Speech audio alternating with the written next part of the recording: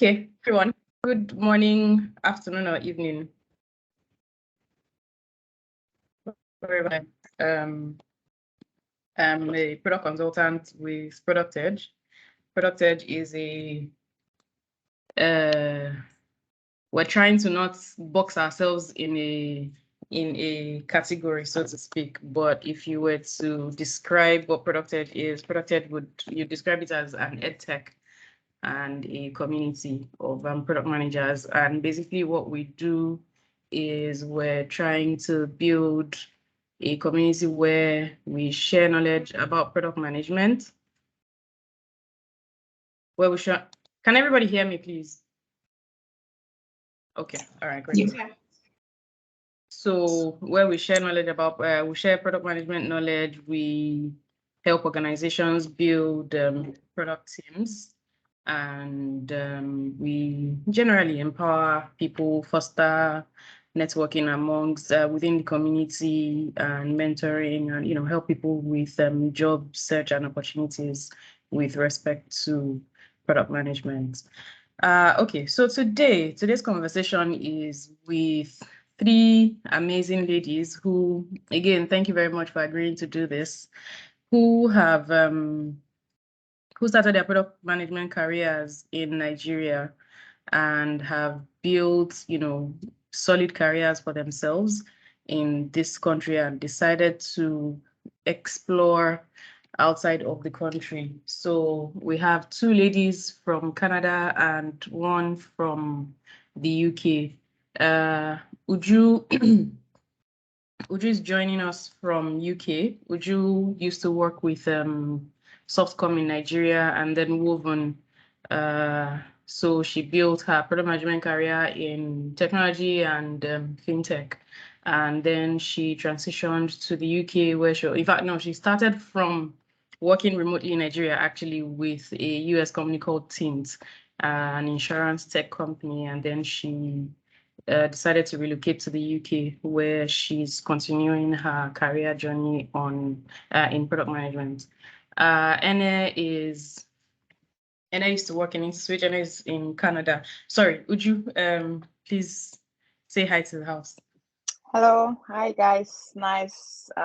It's great you guys joined us. Lovely to meet you. Thank you, Uju.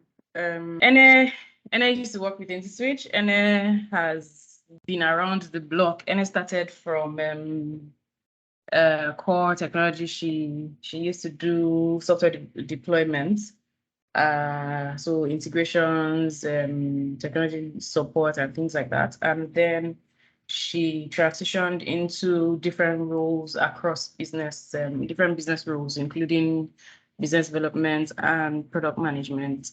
And it has about 14, 15 years experience. She's currently in Canada working with, she started working with Amazon in Canada, then currently is co-founder at GrabHub. GrabHub is a new startup that is, I would allow Ene talk about GrabHub to say hi to the house, and we can move on to Kenny. Hi everyone, it's nice to be here, and I hope we all learn from each other in this session. Thank you. Okay, thank you, and thank you for making the time. Kenny is also in Canada. Kenny also is ex-Switch. Sorry, intense people are not trying to hog, the spaces. It just happened. So Kenny is a product management veteran. She's been around the block. She's done everything that you can think of that helps to make the product successful, from operations to customer success to support even. And she's currently a technical PO with Boxy. Boxy is a payments company in Canada. Kenny, please say hi to the house. Hi, hello everyone. It's good to be here. And like Kenna said, we hope we can share experiences and we can learn from each other. Thank you. Thank you. Okay, so the panel, just to quickly respond to some of the questions. So there were questions about, are we focusing on specific locations? Yes, we are. This conversation is about relocating from Nigeria specifically to Canada or UK. And we will take about an hour or a little less to talk about some of the questions that we have curated from the questions that you guys submitted. What you should expect from this panel is, at the end of the day, you should understand what it is that you need to do if you're trying to move from Nigeria to any either of the two countries as a product manager, or if you're trying to break into the product management space in either of those two countries. So without further ado, I think we can get into the crux of the matter. So I will ask the questions. I will direct questions to individual panelists depending on what the question is. If you have questions or comments from the attendees, as an attendee, if you have any questions, please just type it in the chat room. Type your questions, and then we can. And then, so if it's most likely your question would already be on the list of questions that we're going to answer anyway. So I would advise that you just walk with us and go through the conversation with us. Or if you have any questions, or if you feel like there's something that we haven't addressed, please just send a message on the chat group. Then at the end of the predefined questions, excuse me, we'll take a few minutes to have an open conversation. So thanks, everyone. Thank you for taking the time to attend. This is our first AMA as ProduqtEdge. Yay! So collect us like that. Don't be angry. There may be a few, quote unquote, technical glitch. So, but let's just focus on the crux of the matter. So I'm going to start by discussing where the opportunities are. So from, we all know there are main industries that are focused on product management, core technology, which is, the core software development for different industries, fintech, e-commerce, healthcare, and logistics. I think property also is coming up now, but I'm not sure that, there's a major focus on product management in that space yet. So I'd like to ask Uju and Ene, these industries, are they the same industries that are the main product management focus in UK and in Canada? So Uju first for UK and then Ene for Canada. All right, thank you, Yawande. So for UK, I would say like that just all around there are a lot more startups, coming into play into the ecosystem. But I found that particularly that you have more companies in the fintech space, e-commerce, workplace technology. So companies trying to figure out like, how to do remote work better and tools they can build so you can work better remotely or hire people remotely and make all of that is a whole new field that is, fast growing. Healthcare as well is a big one, but I would definitely say like from my experience and my little research, I think fintech, workplace technology, e-commerce are definitely at the top of the list in terms of like the growing fields in the ecosystem today.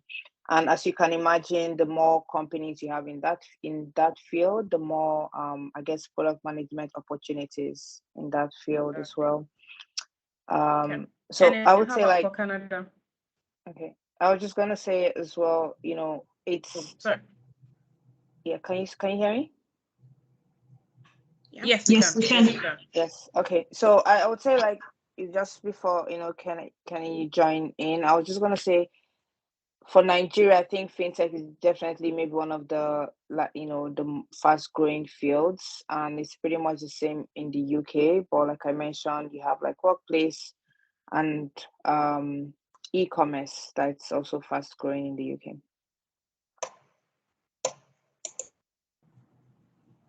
Okay, so just to add to that, Anya, please, same question for Canada.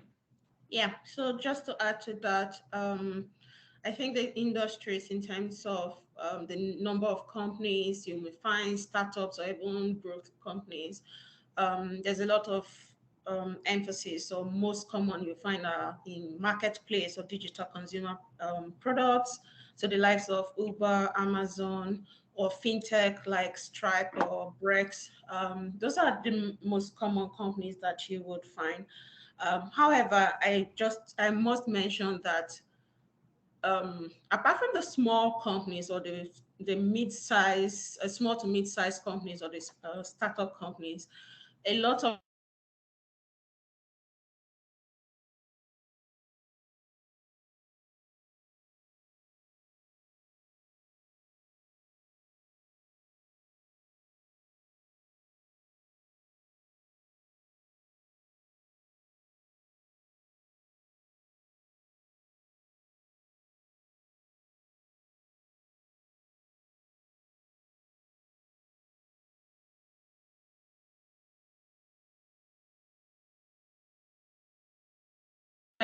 from the core search team. So even though there are different kinds of industries or verticals that may be hiring PMs, I think that beyond the core areas that we're used to in Nigeria, which are mostly fintech and e-commerce, I think those are, and then now health tech, those are the most popular spaces. There are also quite a number of places, quite a number of industries that one should look to, and then, don't focus on only companies that, the usual suspects. Look around, and there's a lot more opportunities.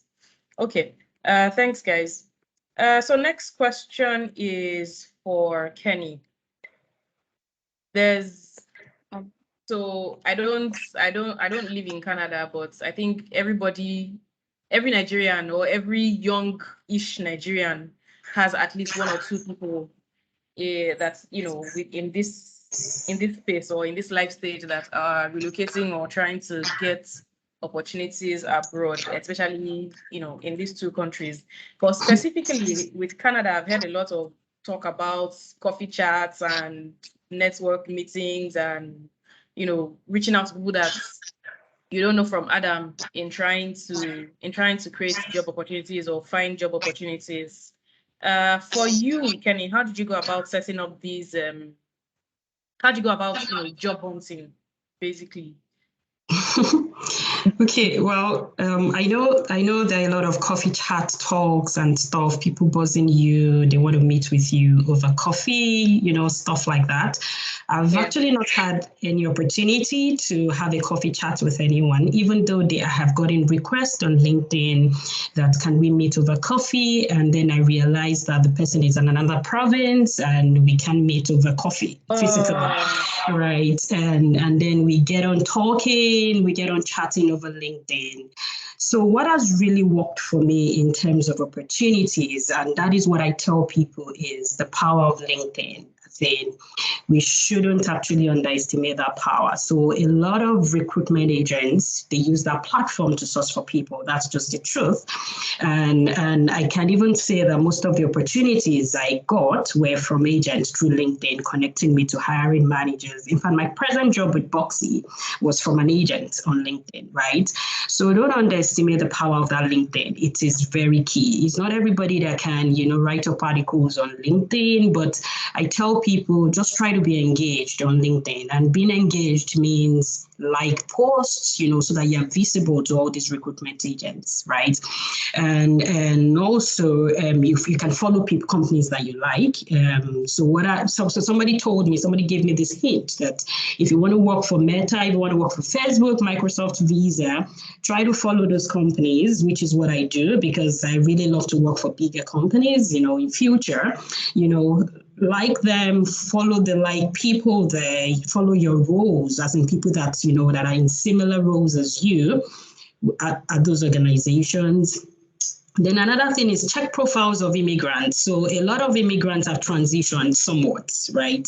Follow them on LinkedIn, look at their journey on LinkedIn, look at how they've been able to, construct a lot of their profiles, and follow them, chat them up, even though if not over coffee, you can still talk to them on LinkedIn, you can still connect via Zoom and stuff like that. So, that LinkedIn is powerful. That's the honest truth. So a lot of opportunities I've gotten since I landed in Canada were through LinkedIn. And a lot of people also contact me. You realize that a lot of people contact, oh, I love your profile. Can we do this? Can we, can you tell me about your journey? That kind of a thing. I'm also open to, chatting about stuff with people, because you learn from each other, right? There are also various groups. So there are different groups that a lot of immigrants create in Canada. So don't hesitate to join those groups. I'm in a couple of WhatsApp groups, Tech Moms in Canada, Tech Moms in your province, stuff like that, because Canada is big on referrals. And when you are in this kind of groups, you can tell them that, okay, I just applied for a role at a bank, and somebody refer me to this role. And you realize what I've said is that power of immigrant, saying people try to refer people, and stuff like that. So it's very big. So opportunities come from everywhere. Don't sit down in the comfort of your homes, in the comfort of your living room, and feel opportunities will just show itself. Canada, you have to be big on networking, connect to people, talk with people, and stuff like that. And that has really, really helped. And that is what I tell people as well. That's what I advise people. So. Okay, thank you, Kenny. Yes. So I picked up something from what you said. You mentioned agents. That's recruitment agents, right? Yeah. Or agencies. Yes. Is there a specific way that this works, or like, how do you identify agents, or how do agents identify you? What I've done in the past was, hello? Can you hear me? Yes. Okay, so what I've done in the past was I searched up recruiters on LinkedIn, and a couple of them popped up. Recruiters from Microsoft, from Visa, Amazon, all of them popped up, and I started adding them, and then you realize that they connect with you because you have a solid profile as well, and your profile is it's uptight too. So they are willing to connect, because that's how, it's part of their career journey as well, sourcing the right people for hiring managers. So connect with those recruiters, and then because I realized that when I like something, I just, maybe the next day, I get a message that, oh, okay, your profile is this. And I'm wondering, how did this person get my profile, or how did this person, get to connect with me, chatting with me, that, okay, they love my profile, blah, blah, blah, blah, blah, blah. So that's why connect with a lot of people as much as possible. That's what I'll tell people. Just keep connecting. People will follow you, people will connect, people won't connect. But don't worry, just, they'll definitely get to know it, to see you when you're engaged on LinkedIn. So basically, visibility is key. Put yourself out there. All exactly. Right, cool. Thank you, Kenny. Yeah. Okay. So obviously, we know that visa limitations are real, and I'd like to address this from two perspectives. So from the perspective of getting a remote job, for instance, so for example, like I'm trying to transition, but I still want to stay in Nigeria, for example, or I haven't, maybe my visa isn't out yet, or PR or whatever, and I'm trying to, I want to start breaking into the industry. How do I go about what is there, like, so for example, are there even opportunities that do not require visa sponsorship? One, two, how do you go about getting those kinds of opportunities? And then in situations where you require visa sponsorship, how does that work? So for the first part of the question, I will ask Uju, how do you navigate the part of remote work without, needing visa sponsorship? Yes, so for me, from my experience, getting a job at Zins, which is a US insurance technology company, did not require visa sponsorship because it was a fully remote role, right? I am aware, just looking for, new opportunities in the UK, that most companies would typically like want to ask you, are you eligible to work in the UK, for example? And if you say no, that's typically, in most cases, that's like a qualifying question to know if you should even proceed with your application or, proceed with the interview stage. So it is definitely challenging. I would say that if you have the opportunity to seek remote roles first, that would be a good way to kind of like step in. So once you have that kind of like a broad experience in quotes, you are now in a better position, when applying for other roles that might require work visa sponsorship.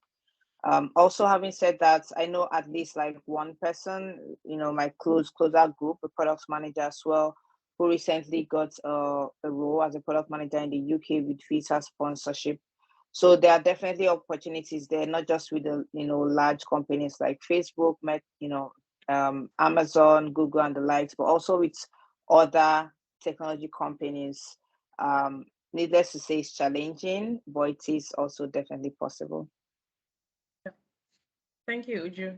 And then how about from the the visa requirements perspective?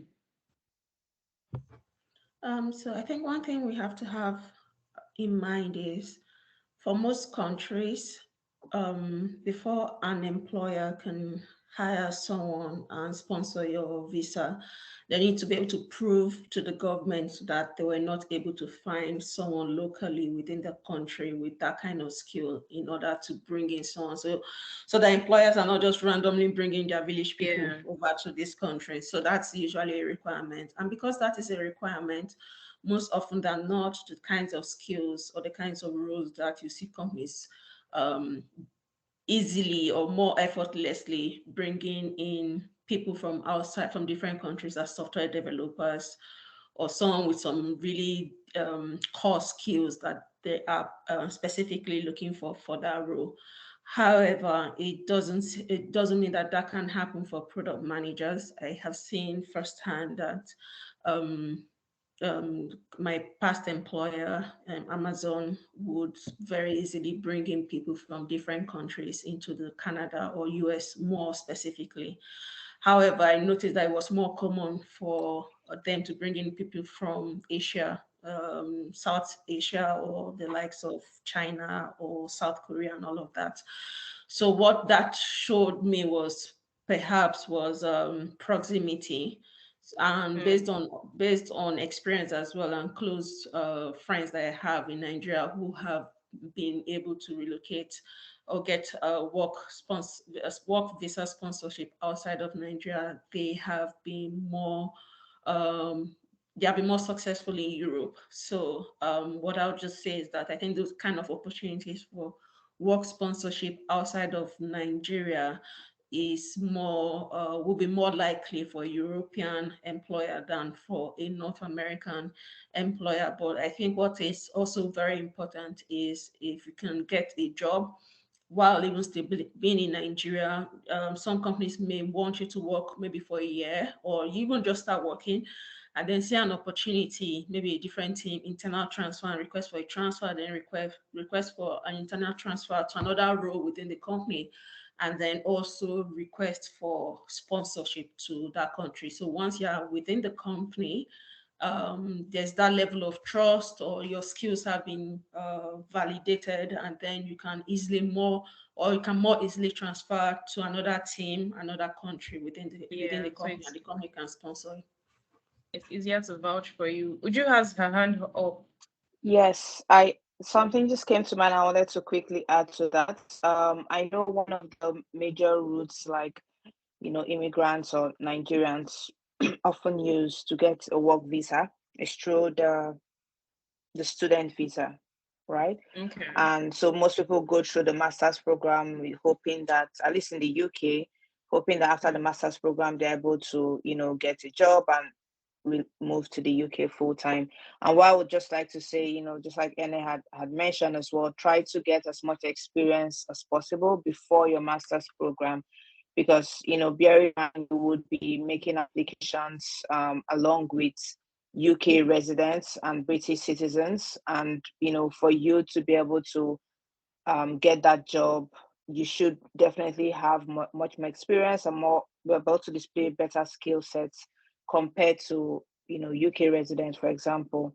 So I would recommend, if that's kind of like the route you're thinking of, try to get as much experience before your master's program, so that once you're done with your master's program, you already have that experience and achievement and track record that can push you further, beyond your peers and other recent graduates. Thank you. All right. Thank you, Uju. Okay, so now looking at, I think almost everyone, yeah, actually, all of you have gone across or have done different roles within the technology space. So, if someone is trying to transition from any of these roles that are product management adjacent, say, I don't know, quality assurance, engineering, biz dev, project management, etc., data science, that's, for example,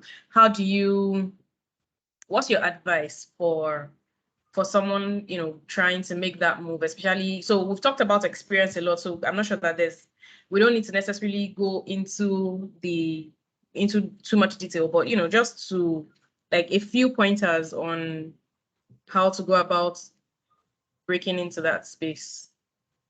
Ene, please. Okay. I think it's important to state, or it goes without saying, that no skill is wasted, or no experience you have is wasteful. Most of the hiring managers or recruiters, when they're trying to hire for PMT, that's product manager, technical or technical product managers, oftentimes they're looking for people who have had past technical experience from maybe software engineering to data science, operations even. So these kinds of experience are what can help you go into a technical product manager role. So you don't need to discount that. You have that on your resume. I think that's a good start to actually apply for a product manager role, especially a technical product manager role. But beyond that, I think some of the things that you can start with is, if you know that you're going to relocate to, let's say, Canada, for instance, in the next 12 months, I would strongly recommend that you can also start to transition within your current place of work into a product manager role. So if, for instance, you're in customer service in maybe First Bank, you can see if you can move into the product management function within the company or within the bank at this time. Also, if that doesn't happen, or if you're not successful with that and you still come into the country, one of the things you can start to do as well is to, even as you're applying for a job, you can include a cover letter to explain what you have done, and also in your resume, putting those keywords to state the kind of product management functions that you have done, even as maybe as a UX researcher, or as a customer service operator, or as an operations staff. You can put in that kind of experience and let it stand out in your resume. Finally, something I also want to mention is that in Nigeria, we like titles a lot, yeah? So you can see someone's job title could be group head, advanced payments. if you come to this part of the world, that doesn't That's mean not the job. it doesn't mean nothing to nobody. So you have your Exactly. title as group head, advanced payment. Nobody knows what you're talking about. Yeah. Like Kenny said, recruiters live in LinkedIn. LinkedIn, that's how they hire, and that's where is the number one source of recruiting or hiring or sourcing for recruiters. So if a recruiter has been told to go and look for a product manager, when they're going to LinkedIn, so LinkedIn has just the same way you and I can go into LinkedIn and create our profile. Recruiters in companies, they have a version of LinkedIn that is different from what we see. I have that, so I see what recruiters can see. So recruiters have a search page that lets them search based on certain keywords, job titles, years of experience, location, and all of that. So if a recruiter is going to hire for a product manager role, I assure you they're going to LinkedIn, go to the filter for job title and search for product manager. So if you don't have that on your LinkedIn or have that in your resume, you will not turn up in their search. So if your job title is group head advanced payment, I would suggest that you either just respect yourself and put it as product manager, senior product manager, principal product manager, whatever you want to call it. Exactly. Or worst case scenario, put your group head advanced payment and in bracket put Bracket, exactly. product manager, so Yeah. that you show up in those kinds of search. Okay. Thank you, Ene. So one thing I want to add also is volunteer experience, at least from my experience, from my very small abroad experience. Volunteer experience helps a lot. So if you're trying to break into a space where you're not necessarily the quote unquote defined core group. So for example, I have business analysis experience and I'm trying to become a product manager. The truth is both roles are actually, they have very similar functions and they overlap a lot. But the easiest way, or one of the easiest ways to get the product management experience is to volunteer in some project or the other, or find volunteer opportunities that help you actually even get that experience and learn and have the experience within the industry or space that you're looking for. I think that helps quite a bit. Okay, so we're not doing very well on time, so I want us to run very quickly going forward. In terms of, so let's move to locations now. I will come to Uju first. Okay, so Uju, in terms of location, how did you go about deciding where you wanted to stay? Or did you have, okay, maybe not necessarily how, because maybe you could have had maybe family or some other things influence your decision. But I'm curious to know how what's it called? How talent availability or how opportunities and talent competition affects or influences how you, or influenced your decision making in terms of where you were going to live when you were trying to relocate. All right, thank you. So for me, I did mention that my role is actually fully remote, so it did not really matter where I lived. I guess more so family influenced that decision, but I would, just doing some of my own research, there are certain cities in the UK that have been, based on research and known to be like, maybe there are more opportunities there or more promising for recent graduates. And from research, that seems more like Manchester, Edinburgh, Cambridge, and London. So I would say like maybe if you're looking at maybe relocating to the UK, that's one of the cities you should be exploring. But also I would also just highly recommend that when you're coming into UK for that your first role, you may not really have the opportunity to be very picky, right? You just want to get that first job, get that first experience, and then in future opportunities you can now choose more like where you might want to stay and where you might not want to stay. But yeah, so for just in summary, I think more Manchester, Edinburgh, Cambridge, London are more like where there seem to be more opportunities.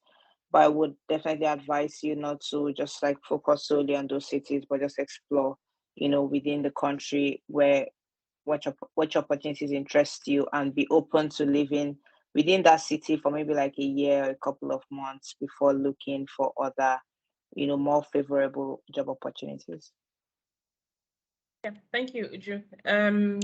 Kenny, so discussing from the perspective of relocating with a family, for example, so obviously you need to consider things like school districts as at the same time as you're considering job opportunities. How were you able to balance this? What were you looking for?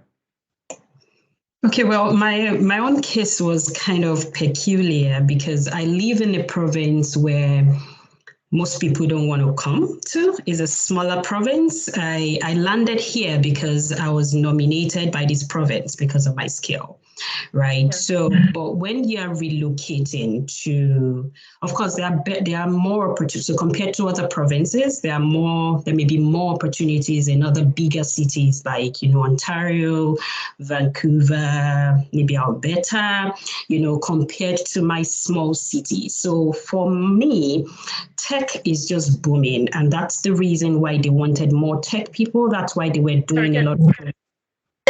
Where are you? Okay, I'm in Nova Scotia.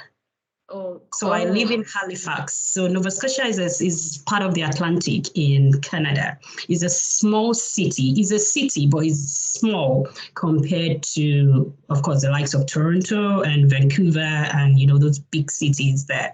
So while there may be better, bigger, more opportunities in Ontario, especially in tech, Nova Scotia is just booming in terms of tech. So a lot of tech companies are coming to Nova Scotia.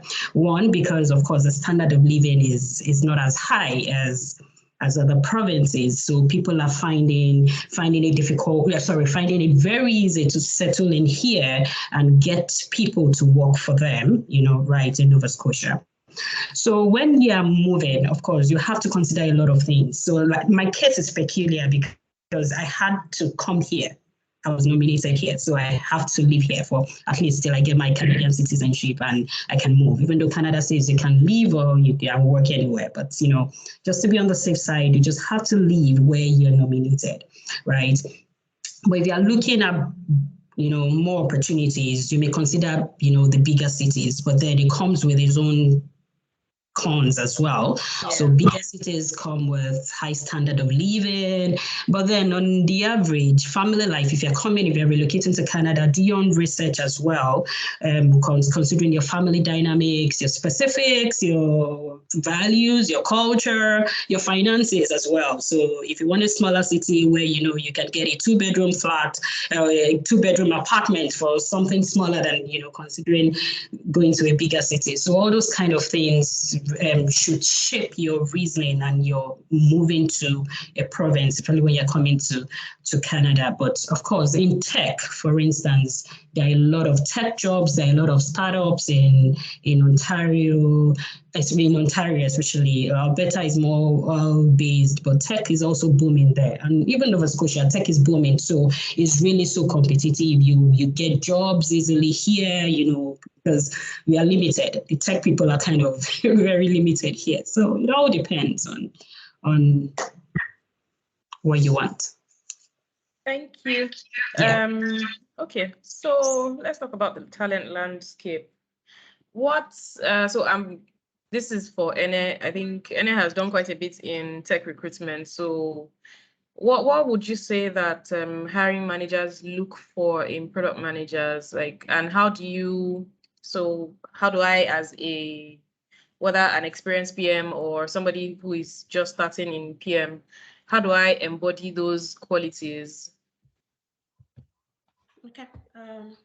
So I see I state something in this question, say something about even though I don't have, even without international experience, I think it's important that I mentioned that no one should discount the experience that you have. In Nigeria, for instance, we've done a lot more, especially in fintech, than some of these countries can ever dream of. So your experience, your skills are 100% valid. If a recruiter or a company or employer tells you don't have Canadian experience or UK experience, so we can hire you, that's exactly the kind of company you don't want to work with anyway, because diversity is very important, and diversity includes the kind of skills and experience that you have. Now, to answer the question, so when it comes to qualities or what kind of skills or experience that a hiring manager might want to see with a PM, I think there are so many of them that we can continue to list, but I just want to mention three that I have seen is very important. First is the ability to set a vision and execute on the strategy. If PM experience is kind of different depending on the environment you find yourself or the country or the company you find yourself. The way that we work in Nigeria is quite different from the way that people work in this part of the world, where you are hired to do your job and nobody's telling you how to do your job.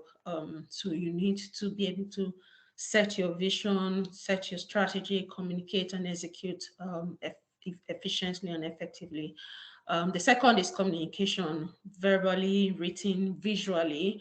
So you set your strategy, set your vision, you need to be able to communicate that to leadership, have negotiations, communicate work cross-functionally with your engineering team, the UX team, your stakeholders, your customers. Communication is very important. Effective communication, frequent communication, no matter how difficult the situation, if timelines have moved, if you're not able to deliver on a milestone or a release, it's important to communicate.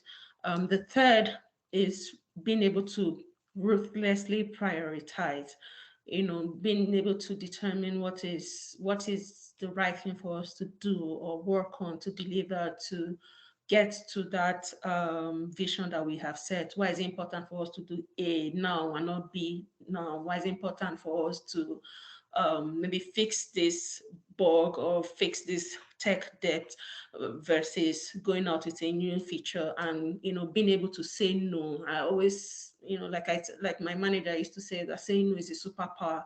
Being able to say no, explain to your stakeholders or to your partners or your customers why you can't do something now, why you do it later versus now. I think those are the three important qualities that I would say are relevant. And then also domain experience, obviously, especially when you're interviewing or trying to get a job with a fintech or payments company, you find out not a lot of people have that payment experience. And when a company is trying to deliver a new product or a new feature that requires core payment experience, they will look for people with payments experience, and that is where you would stand out if you worked in fintech, for instance. So you're being a subject matter or being having domain experience in whatever field or vertical you find yourself would help you stand out better than your competitors.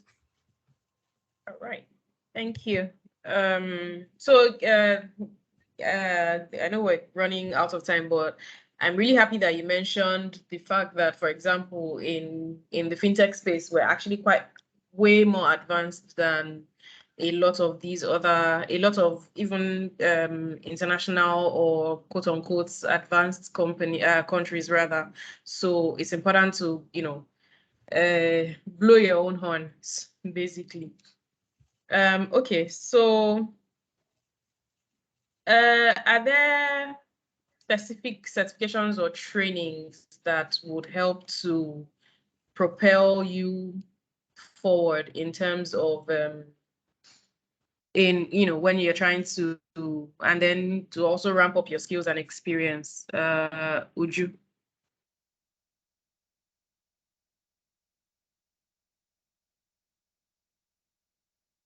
Yeah, Well, sorry, Juliet, I yeah. I would say I think the first thing I would say in terms of certifications for product management, this is my own personal opinion. And then Kenny may think differently, but I don't think that certification is highly regarded as a product manager. I've been in a good number of interviews. I've looked at a lot of application or a lot of job postings, and I don't know if I know for sure that no one has ever asked me if I have a product management certification, right? And even if job posting it, that doesn't seem to come up.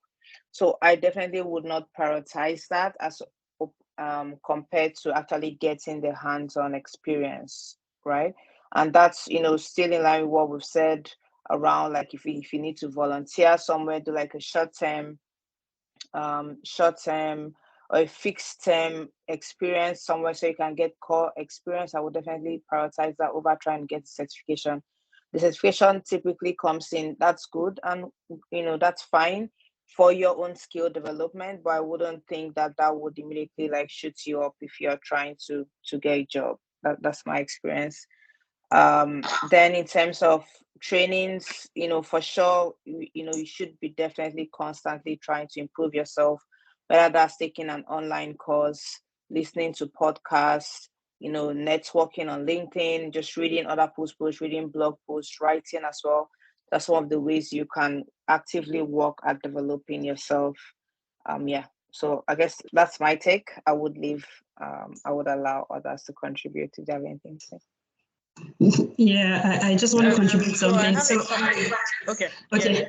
Sorry, Yewande. No. Kenny, go ahead. All right. So while certification may not be big in the UK, I think certification, and you can correct me if I'm wrong, I think certification is kind of big here based on experience. So they want to kind of see that you have something, at least, for them to even source for you on LinkedIn. Well, that's what I've seen. So a lot of people try to do certification to create visibility for themselves here, right? So that you are not just lost in the pool, right? You want to be called for that interview. You may not eventually use that certification because most of the things you do here, you just have to understand what goes on in there. Certification may just be, it's just one educational stuff that you just have to understand the concept of what you're doing, right? But certification here, to me, I think is to create visibility for recruiters so that they can at least pull you out of the crowd and maybe call you for an interview, that kind of a thing. That's in Canada. That's what I've seen. Yeah. I have a different opinion on that. I also think or don't believe that certifications move the needle in any way. So I believe that just knowing what to do or having the right experience and skills in your resumes will get you called into the room higher than having a certification. I think the way recruiters will search is by looking for, say first they'll look for the job titles, next they look for the keywords in your resume, road mapping, vision, strategy, cross-functional teamwork, leadership, see executives, all those kind of things. Once you put that in your resume, that's how you turn up in their search. But in terms of certification, personally, I haven't experienced it. I don't know if anyone asks for it, and I can't even advise what kind of certifications may be required or needed, as the case may be. Yeah. Thank you, guys. So my take is certifications, especially for product management, because product management is a discipline that is not exactly, it's not defined from, so it's not like ISO certification, for example. It's not something that, it's not a one-size-fits-all thing. So you can't say, so for example, there are so many different frameworks, there are different methodologies there. But the truth is, you realize that everybody's really, yes, in the long run, everybody's trying to communicate, the same thing in different ways. But one size doesn't fit all because, different industries or different methods or different approaches work across different industries, for example, or even different cultures. And to a large extent, product management is something that you learn by doing. It's not something that's, yes, trainings are important. Certifications also kind of help you to boost your, like Kenny said, boost your visibility, sometimes so to speak. So, but the focus for breaking into that space for me would be more around self-development, yes, trainings, and visibility. So, for example, if you're trying to get visibility on LinkedIn, I would say put out stuff. You know this thing, you've learned this thing, you've been doing it for how many years? Write about it. Write about your experience. Share, your thoughts and ideas. Comment on people's posts. Talk to, join, interact with people and, depending on what exactly you're looking for and what stage you are at your career. I guess as a veteran, it is easy to say, oh, certification is not important, because truth is, your experience speaks for you. Everybody knows that you've done the work, as compared with somebody who is coming into the space with, I don't know, 1 year experience, 2 years experience. It's understandable that you need to prove yourself. So I guess it depends on which stage you're at in your career journey. Okay, so team dynamics. So I think Ene already touched on this actually. So we had talked about, so Ene mentioned titles and the difference in titles and roles, especially from transiting from Nigeria to anywhere outside of Nigeria. So here you have group head, this one, team lead, that one.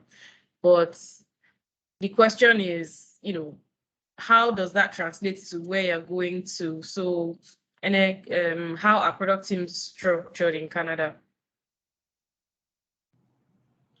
Okay, so my experience, what I've realized, what I've observed is you can choose to go the individual contributor route or the people manager route. Unlike back home where people manager is always the more senior person. It's not always the case. But here, seniority is equal to people manager. Exactly. But you can choose to be an individual contributor until maybe you start reporting to the CEO. Doesn't even matter. You're still rising and all of that. So in terms of you might, looking at the question says I'm worried I might have to take a step back to become an IC. I think if one wants to continue being a people manager, it's important to determine what you want. If that is what you want, then that's fine. And then it's important to start working towards that. One thing I would just like to mention is that you should keep at the back of your mind that you are going into a new environment and there are different kinds of culture. So culture in terms of the way people work with one another, even not even the workplace. So workplace culture is even absolutely different from the people, the culture of the people that you see interacting with the people from the supermarkets or to the malls, to the restaurant. The culture is different. So before you relocate in that sense and you still want to continue being a people manager, you need to learn about the culture. In Canada, for instance, I know that for new immigrants, there are certain programs that they put in place that you attend and they teach you how to work in a Canadian company. I never attended any of those sessions, but I remember a friend of mine who did told me something about, I can't remember the exact word or the exact way it was described, but basically the manager is giving your subordinate feedback. There's something about doing a sandwich method where you start with the good, lay on the not so good or the bad, and then end with the good. So, hi, Peter, you've been a fantastic team member. You do your task, complete your task on time. However, I feel like you should have taken initiative to send this email before I sent you a reminder. But I'm happy to have you on the team. You're a really very good member of this team. So that's the sandwich method. They tell you something good, then they're not so good, and then they end it with something positive as well. So these are things you have to learn about any environment, any society that you find yourself, and you need to learn that before you decide to become a people manager. If not, you end up doing certain things in your typical Nigerian way that could land you most often the company a lawsuit. So you want to avoid those kind of behavior. If you also might decide to, maybe take some time, first 6 months being an individual contributor to learn about how to even work in a team as an individual contributor before you maybe seek promotion or look for a new opportunity to become a people manager. Thank you, Anne. So for me, I think it's also important to highlight the fact that being an individual contributor is not a bad thing. There are there are major leaders, there are major industry leaders that continue to choose to be individual contributors, not because they cannot manage people or not because they don't have the experience to manage people, but because they're just not interested in being people managers. And like Anna said, it's a choice. Decide what you want and focus on how to achieve it. But so like the way the structure of the question is deliberate actually, but it's really because the Nigerian mindset is always, okay, as I progress, automatically I have a team that I'm managing. It doesn't necessarily mean that you are not progressing if you're an IC. It just means that your structure is different and your trajectory is different. There's nothing wrong with it. So okay, next question. Wow, it's past 8. And we still need to take questions from the house. I don't know.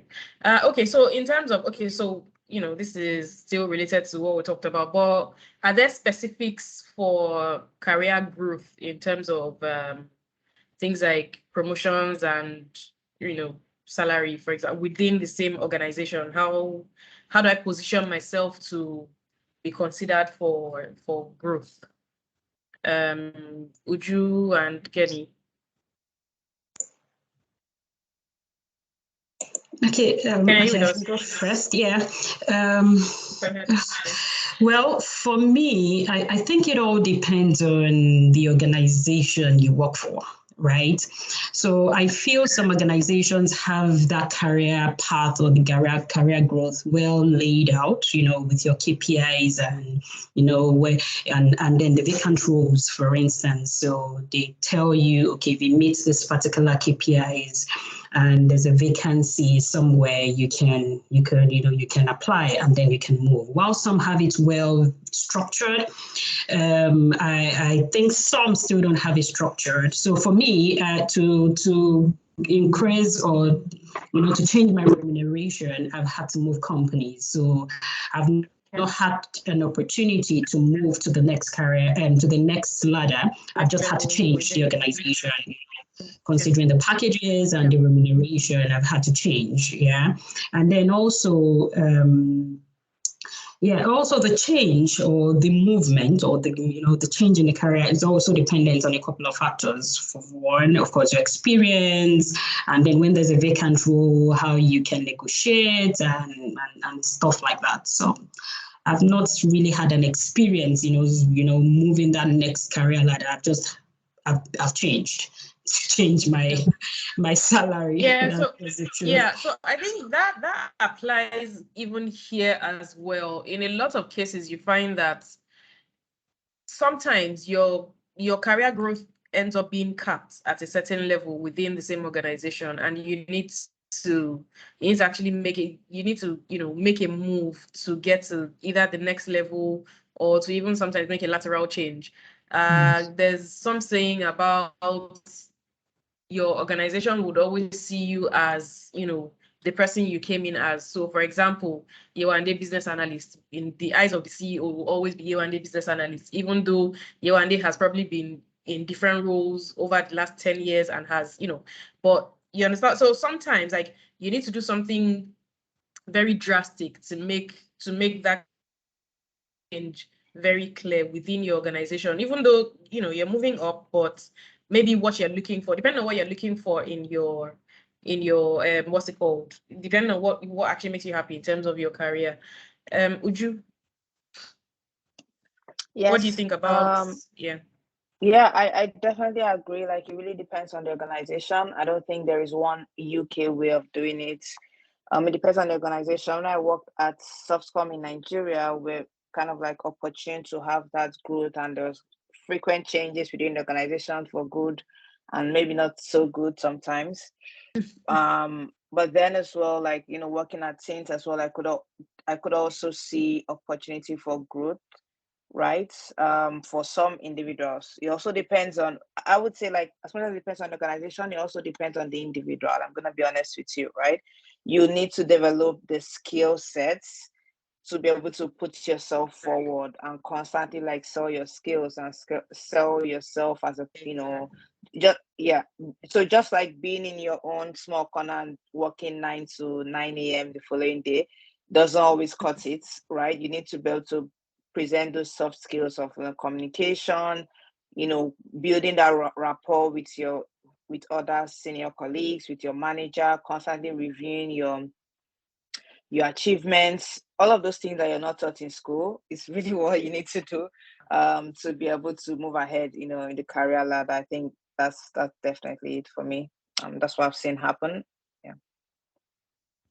Yeah, let me add to that Thank as you. well. So the way we see, so the few people that do that create that visibility for themselves that we see in Nigeria, we always accuse them of brown nosing or kissing behind. I was just going to, I was waiting for everybody to finish and then I was going to talk about this. Wow. We would say someone is brown nosing or kissing the behind of a leader or whatever, but that's just the only way to. That's part of the job. Yeah. So you need to be able to. I don't even want to call it office politics. It's just the right way to do it. You have to show your work and you have to create that visibility for yourself. Exactly. You have to constantly review with your manager that you're making progress on tasks assigned to you. You have to show initiative that you're doing more than what is assigned to you. Exactly. You have And you need, correct. you have to also be, go ahead, Anna, sorry. Yeah, you have to also be very vocal in meetings that will have other senior leaders, because you need to show them that you were a very good hire, not just a wrong hire, like you are an exceptional staff. So you need to show your the senior leaders that you are an exceptional talent, because when it's time for promotion, this is not just if you don't want to just be considered as met achievement or met target, that's fine. But if you really want to seek, if you are targeting promotion, you need the senior leaders to be able to comment on your work when it's time for promotion, because it's not just your manager's decision to promote you. It's also they'll take consideration of other senior leaders in that organization or the team when it's time for promotions, and you want them to be able to speak positively about your work. Yeah. Okay. Thank you so much for that, Ene. So I was actually going to mention, so a few things that I have had to learn the hard way in my career. It's extremely important to have a sponsor wherever you are. The minute you arrive at a new organization, find yourself a sponsor. Your sponsor doesn't necessarily have to be your line manager, but you need a sponsor. You need somebody that will speak for you when you are not there. You need somebody that understands what it is that you do. Whether we call it brown nosing or whatever it is important that people know your value, and nobody's going to know your value if you don't show it to them. So whether it is in Nigeria, whether it is outside of Nigeria, it's the same. People are the same everywhere. Yes, maybe cultures are slightly different, but the reality is workplaces are mostly the same. People are mostly the same. People need, if nobody knows what you're doing, nobody knows what you're doing. And no matter how great you are, it's just going to be, that. So for example, like when I started my career, I was this person who I can work from 9 till, as in I can work 24 hours, but the way I work is, my work speaks for me. I'm not interested in going to go. At a point in your career, it is important to understand that, in fact, at some point, it is more important to do those quote unquote soft engagements than. So okay, no, let me not say this way, but yeah, sometimes that's actually more important than doing the work, because doing it's not going to get you to the next level. Doing the work tells people that you know what you're doing, but what gets you to the next level is visibility, is showing your workings. So it's just something to note. We're running out of time. This meeting was okay. I think we could give some so I think time we talked for the about culture questions. already.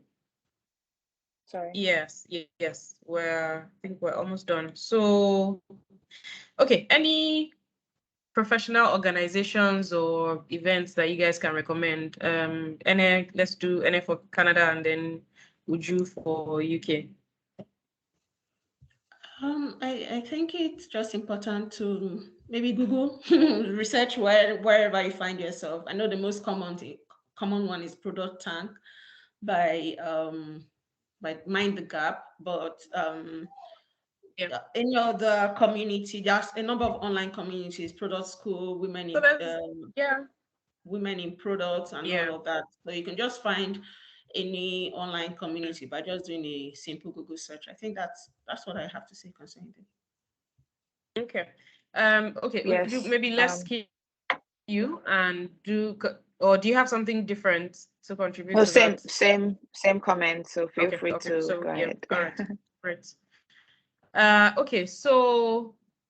Okay, so Uju, maybe you can take this one. Are there any tools or resources that you can recommend for product management newbies? Okay, so a bunch of tools and resources. I would say like one, feel free to join like mentorship platforms. At some point during the course of the year, I was pretty active on ADP list. I don't know if you guys have heard of them. It's a mentorship platform. You could literally just like you could schedule sessions with product managers abroad, the big companies, small ones, wherever, and get insights on your CVs, your experience, interviews, whatever it is, and that has been really helpful for me. So ADP list is definitely one in terms of mentorship. Then, as usual, just feel free to develop your skill sets and technical skills, core product management skills by taking online courses or in-person training. I know for individuals that are looking to navigate into the product management space, you might be more interested in in-person training if you have the time. So there is Product Dive and Utiva in Lagos. I don't know if you guys are in Lagos. I'm sorry if you're not. I'm sure there are other opportunities in other parts of the country, but you could search for in-person training because it helps you to start building that relationship with other product managers, with the trainees, or sorry, the trainers as well, right? Having that personal relationship, building a personal relationship could really help you to go far in your career, especially at this early stage, and beyond. And then like yeah, like just watch, listen to podcasts. I'm pretty much everywhere, to be honest. Podcasts, newsletters. Just really try to immerse yourself fully in the experience, right? Don't just, whether it's LinkedIn groups, podcasts, YouTube videos, newsletters, everything that just enables you to start speaking the language, to meet people, to connect with other people in the space, would be yeah, as some of my advice. Thank you so much.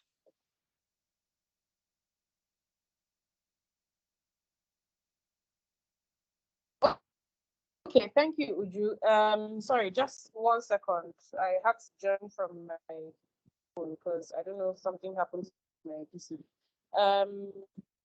But I think we've actually come to the end of the session, and we can now take questions from the audience. So, do we have any questions that have not that are yet to be addressed?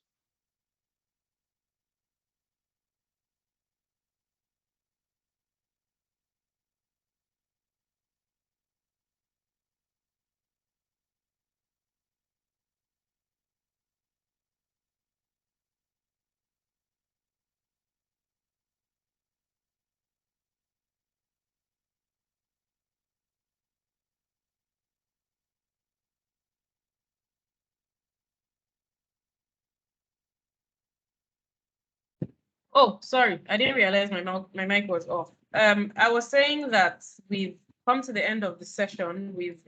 I think we've asked all the questions that were that we had curated originally. So I don't know if the audience has any question that they'd like to ask. And if you do, you can either raise your hand so that you ask the question or signify in the chat.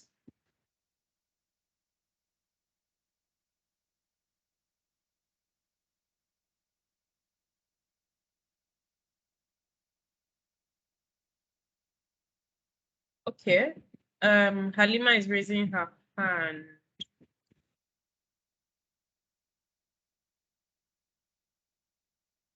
Right. Hi, Halima. You have the floor, please. Good evening, everyone, and thank you for the insightful session. I have a question. I think I chatted on the chat box already. One of my major focus next year is to move from business development to product management. And then I'm trying to look at, but still in my bank, because my bank is away. So I'm trying to know what courses can I do, because HR said I need to go do product management courses, and I'm doing one with Mackenzie at the moment.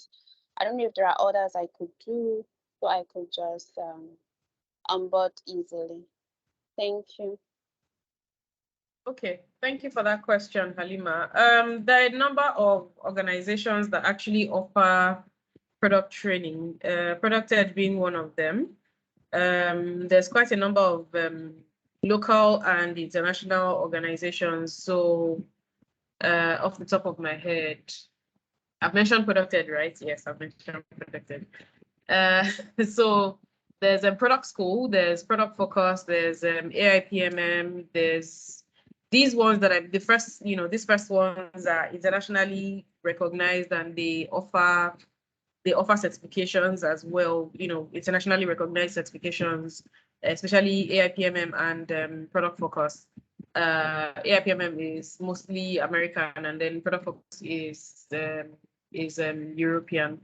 Then you have product school, which is a lot more, which is a lot less formal, somewhat. Then locally, you have, again, locally, I would always mention ProduqtEdge first. So there's ProduqtEdge, there's ProduqtDive, there's Treford. There are lots of courses on Udemy and Coursera. If you go online, you actually find quite a number of options, relatively affordable options as well. But the question is, you need to also figure out what's important to you. What are you looking for in transitioning into product management? Why are you transitioning into product management? Are there specific aspects that you want to focus on? And in choosing a course, make sure that you're finding something that addresses those areas that are pain points for you. Also, within your organization, you mentioned that you work in a bank. Within your organization, look for people that are already product managers within your organization. They can be at your level or senior to you, and engage with them regularly, talk to them, ask them to even maybe help them out with some of their tasks. That way you start introducing yourself into that space and building up your confidence. You mentioned that you're in business development, right? Or is it business analysis? Business development. Okay, so business development also, like business development there's an element of business development to product management, because so for example, when you're breaking into a new market, you need to do market development, you need to understand what's going on, you need to do some level of sales even as a product manager. So it's important to identify the skills that you're currently lacking and focus on building those skills. Okay. Thank you so much. I don't know if anybody has anything to add to that. Yes, I just want to say, for sure, take the courses, right? Because it does show your commitment to, your product management journey. But like Yewande said, just trying to see how you can navigate to the product management role within your company, whether they have one established or not, right? My first product management role, I was the first product manager at Subscom. The CEO basically said, would you like to be a product manager? And I was like, wait, what does that mean? So I went to figure it out. So don't be afraid to be the first one in your company, and kind of like, because you're also doing it for yourself and your own career growth, right? I also just dropped a link on the chat, like joincollab.io. I think they enable you to get some real life, real world experience. And one of their tracks is product management. So you could sign up, see what I haven't used it personally, but I came across the website and I thought it would be nice to share. Thank you. Thank you very much, Uju. Then another thing you can also do is join communities. So I'm sharing the link to ProduqtEdge's Slack group. You guys can join the community, discuss with product managers, put yourself out there, have conversations, learn what people do. And from there, you definitely grew into the role. Okay. Does any other person have any other question?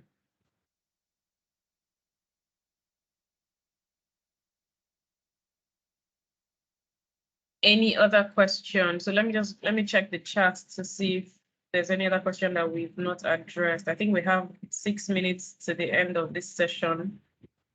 Okay. Yeah, so I think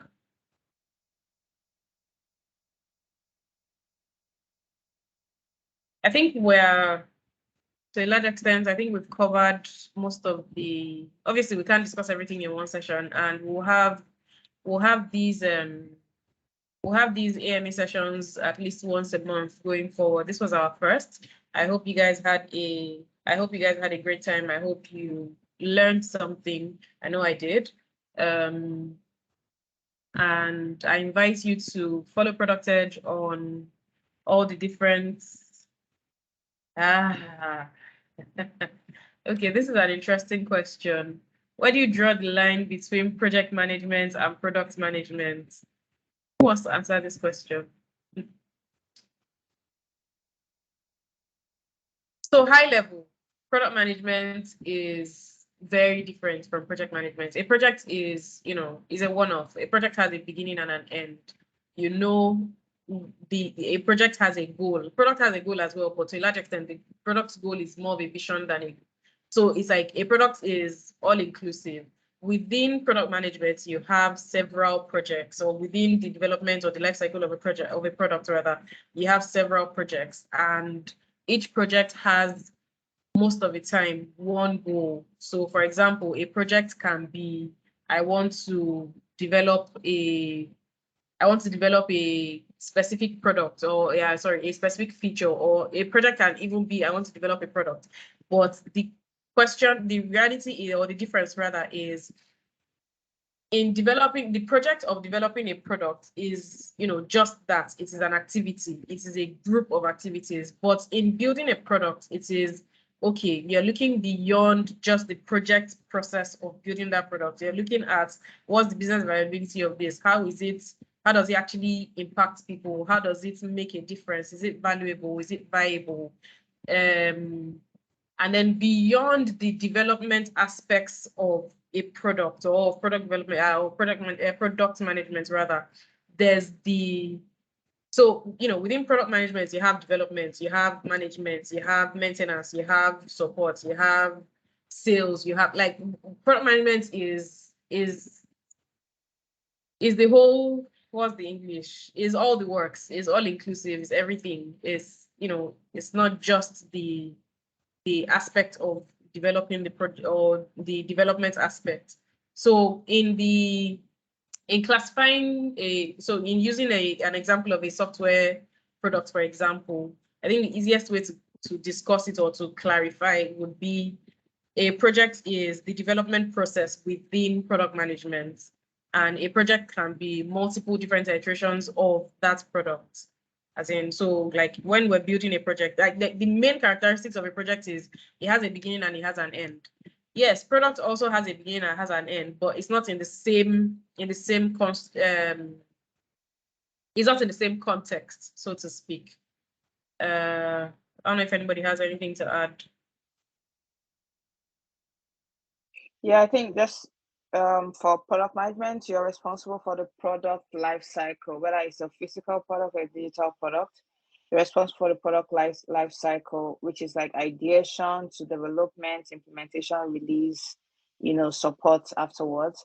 Well, my understanding of project management is more like you're working on a specific task, right? There's a specific goal, objective for a particular project. And you're responsible for the delivery timelines, cost budgeting, and all of that. So it's quite a different field. We don't have much time to dive into it, but I'm happy to connect on LinkedIn to discuss the differences more, or maybe connect with ProduqtEdge later on, if you'd like to get more information. Thank you. Okay, then so I'm sharing a link on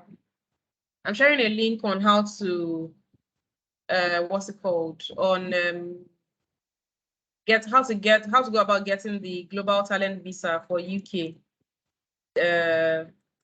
This is something that Uju has been working on, and she's gone through the process, so she can definitely make it easier for you and help you you know, at least not make the same mistakes that at least help you learn from her own mistakes or other people's mistakes.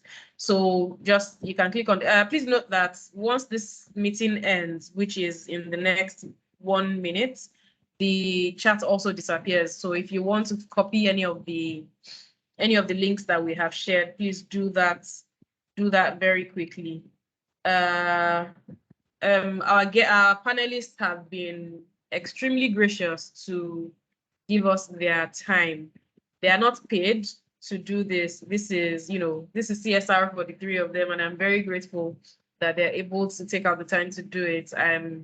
I'm extremely grateful because to a large extent, it's actually, obviously, I'm sure you guys are aware that, we're at different time zones. So even the timing is extremely inconvenient for all of them, but they're taking out the time to do this, and we're very grateful that they have come on to share their experiences with us.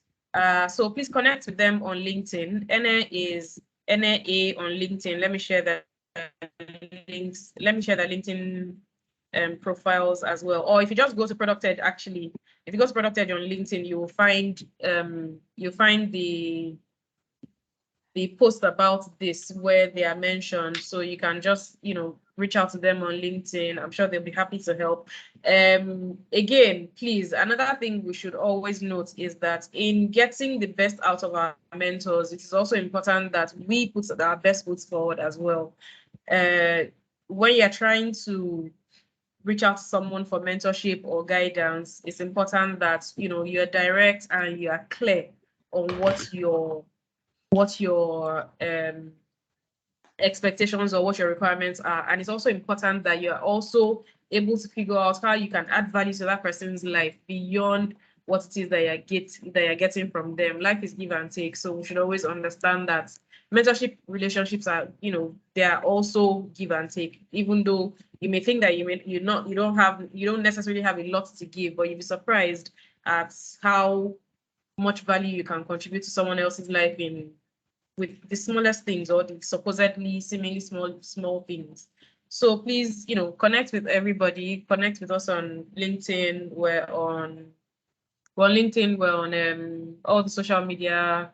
No, sorry, not all. We're on Twitter, and what's that other thing? Instagram. Yes, we're on Twitter. We're on Instagram. We're on Slack, more importantly. Slack is where the community is. That's where the conversations happen. That's where you can ask questions. You can meet people. You can meet senior PMs, meet junior PMs. When trainings and events come up, Slack is where you find out first. So, connect to us on all of these channels. Again, very importantly, if you're looking to get into UK through the Global Talent Visa, they said the Slack link is not working. It's okay. I don't know why it was working before. Let me see if I got it wrong. 1 second, please. How do you do? Sorry, again, I'm very and technology. We used to fight sometimes. What isn't working? The Slack link for ProduqtEdge. It is though, because I've seen some people join. I've seen some people join from here now. So just maybe try it again. So then follow Uju Obianuju on LinkedIn to learn how to get into the UK using the Global Talent Visa. This is something that I know is hot right now and people are really interested in. Thanks everyone. Thank you to our panelists again. Sorry to cut you. Is the meeting going to automatically end? Yes, I think so, because as at 3 minutes ago, you had 5 minutes to the end of the session. It gave notice. Yeah. Okay, yeah. Yes. So I think it's supposed to end. Okay, I wanted to just quickly use an analogy to explain the difference between product and project management. So 1 minute. I'm going to use a common example. So if you think about the mobile apps that are built in Nigeria, so if you think about, let's say, Fidelity mobile banking application, where does a product manager come in and where does a project manager come in? A product manager will start with the why. Why do we need to build a mobile app? What problem are we solving? Right. So it starts to think about, okay, maybe businesses complain that our banking halls always get very congested. We need to reduce the number of queues at the banking halls. We need to reduce the number of queues at the ATM. So why are we solving this problem? That's the first place a product manager will start from. Next, the product manager starts to think about who are we building for? Who do we need to use our mobile app? Maybe existing customers, new customers that want to bank with Fidelity Bank. So you start to think about who we are building for. You also kind of try to segment your who further down. So maybe corporate customers to the individual customers, to the maybe children bank account and all of that. Next, you think about what do we need to build for? So what are the typical things that people do in a banking hall? If we're going to build a mobile app, what are we going to build into the mobile app? Being able to transfer funds. Obviously, you can't get cash from your phone, right? So being able to transfer funds, being able to check your balance, being able to pay your bills. So those are the kind of things you start to think about. Now, when you determine the why, the who, the what, then a project manager or a technical project manager, along with the engineering manager, comes in to say the when are we going to have these features ready, and then what resources or who are the resources that are going to build. So if you think about it that way, why, who, what is the function of the product manager, then the when and the resources are the function of the project manager. I think that's the most basic way to delineate a product manager from a project manager. Thank you very much for that. And that's actually is an extremely clear analogy. Thank you. Thank you very much for that. Okay. Okay. So in the absence of any other comments, I think we can bring this meeting to a close. Thank you again. Thank you to everyone that has attended. Thank you to the panelists. Let's bring another connect. You know, we all have similar interests, and it helps to connect and communicate. They say a closed mouth does not get fed, so it's important to, you know, reach out to people and find ways to move ahead. Okay, so thank you very much, everyone. We will share information on the next panel soon. Thanks, guys. Bye. Thank you. Bye. Thank you. Bye.